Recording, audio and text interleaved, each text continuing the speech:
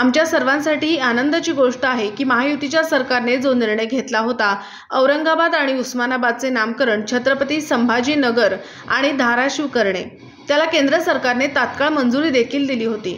त्याच्या विरुद्ध जे काही याचिका होत्या त्या याचिका फेटाळल्या गेल्यात आणि आता हे पूर्णपणे छत्रपती संभाजीनगर आणि ते धाराशिव या ठिकाणी स्थापित झाले आहे।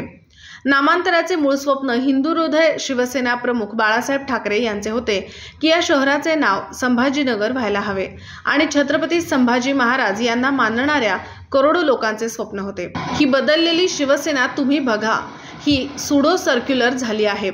कालपर्यंत काय बोलत होते आणि आता काय बोलतात? मतांकरिता इतकी लाचारी उद्धव ठाकरे यांनी त्याच्या उबाठा गटाच्या नेत्यांनी याकरिता स्वीकारलेली आहे।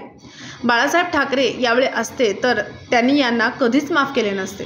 प्रत्येक निवडणुकीमध्ये पहिल्या दिवशी ही प्रोव्हिजनल टक्केवारी येते आणि त्यानंतर 2-3 दिवसांनंतर पूर्ण आकडेवारी येते। याचे कारण आपण बघू शकतो, ऊन खूप आहे, त्यामुळे रात्री 9 वाजेपर्यंत प्रत्येक बूथवर मतदान होत असते आणि त्यांना 7 वाजता आकडेवारी जाहीर करावी लागते आणि त्यानंतर मग कालांतराने ती सगळी आकडेवारी समोर येते।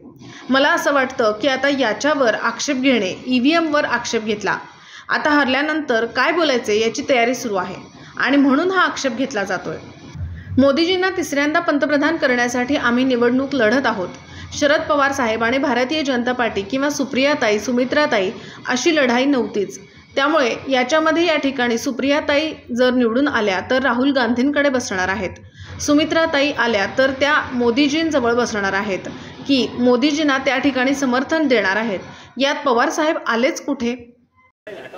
आमच्या सर्वांकरता ही अत्यंत आनंदाची गोष्ट आहे की महायुतीच्या सरकारने जो निर्णय घेतला होता, या ठिकाणी औरंगाबादचं नामकरण छत्रपती संभाजीनगर करणे आणि उस्मानाबादचं नामकरण धाराशिव करणे आणि त्याला केंद्र सरकारने तात्काळ मान्यता देखील दिली होती।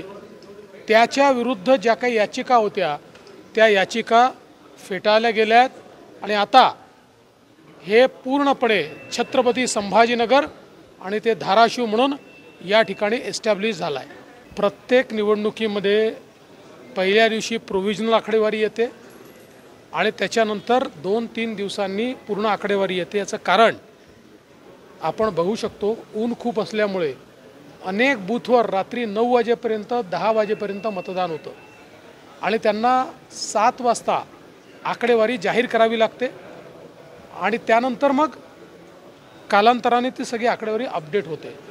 मला असं वाटतं की आता याच्यावर आक्षेप घेणं, ईव्हीएमवर आक्षेप घेतला, सुप्रीम कोर्टाने तो फेटाळून लावला, आता हारल्यानंतर काय बोलायचं याची तयारी चाललेली आहे आणि म्हणून हा आक्षेप घेतला जातो। बारामतीमध्ये कमी मत होते आणि एक असं बोललं जाते की चंद्रकांत पाटील यांनी निवडणुकीमध्ये शरद पवारांना हरवाय त्याचा फटका बसला असावा अशी चर्चा सुरू आहे। पहिली गोष्ट तर अशी आहे की चंद्रकांत दादांनी त्यांच्या वक्तव्याच्या संदर्भात खुलासा केला आणि मी देखील सांगितलं की या ठिकाणी मोदीजींना तिसऱ्यांदा प्रधानमंत्री करण्याकरता आम्ही निवडणूक लढतोय आणि शरद पवार साहेब आणि भारतीय जनता पार्टी अशा प्रकारची किंवा सुप्रियाताई आणि सुनेत्रा वहिनी अशा प्रकारची निवडणूक नव्हतीच। ही निवडणूक मोदीजी वर्सेस राहुल गांधी निवडणूक आहे। त्यामुळे याच्यामध्ये या ठिकाणी सुप्रियाताई जर निवडून आल्या तर राहुल गांधींकडे बसणार आहेत, सुनेत्राताई आल्या तर मोदीजींजवळ बसणार आहेत की मोदीजींना त्या ठिकाणी समर्थन देणार आहे। ते पवारसाहेब आलेच कुठे? महाराष्ट्राचे सर्वमान्य दैनिक समर्थ गावकरी अहमदनगर, पुणे, नाशिक, जळगाव, धुळे, नंदुरबार, सोलापूर, कोल्हापूर, सांगली, सातारा, मुंबई, ठाणे, पालघर, रत्नागिरी, रायगड, सिंधुदुर्ग, नांदेड, उस्मानाबाद, बीड, औरंगाबाद, नागपूर, गडचिरोली, भंडारा, गोंदिया, अकोला, यवतमाळ, बुलढाणा येथून एकाच वेळी प्रसिद्ध होणारे एकमेव दैनिक, सर्वसामान्य जनतेचे खुले व्यासपीठ। संपादक आहेत विश्वासराव आरोटे। मोबाईल नंबर आहे 94 23 38 8508। दुसरा मोबाईल नंबर 94 23 46 72 72। तिसरा मोबाईल नंबर 7588150001.